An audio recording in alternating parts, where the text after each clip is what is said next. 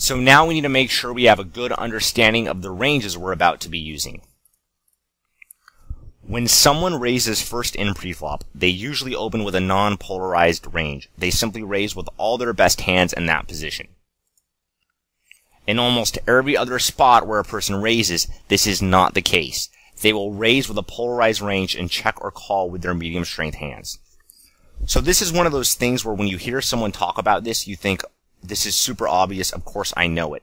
But really make sure that this kind of sinks in and you understand what's going on. When you raise first in preflop, let's say you have a 15% raise first in and under the gun, you're just raising the best 15% of your hands. In almost every other position in poker where you're raising, can you think of a single spot where your raising range is just your good hands in theory? Because what it should almost always be is a raise represents a polarized range. A raise represents you're raising some hands for value, and to protect them, you don't want your opponent to see a turn card, perhaps, if you're raising the flop with his entire range, so you raise to get the pot bigger and to make him fold some of his hands, which can improve. And then you're also raising with some bluffs that are going to, probably have a chance to improve themselves, but your main goal is to make your opponent fold better hands. You're raising with a polarized range, and each part of that polarized range has a different objective. Here, that's not the case when you raise. You're simply folding all of your bad hands because you probably don't have a limping range, and you're raising with all the good ones. Once again, this is stuff that's very, very obvious. You probably know it, but when you're really trying to mentally visualize how ranges look, it's important you make this very clear distinction. The fact that our opening range is non-polarized means when we do get raised, we usually have a large portion of our range that wants to call. Mostly in position, but more on this later.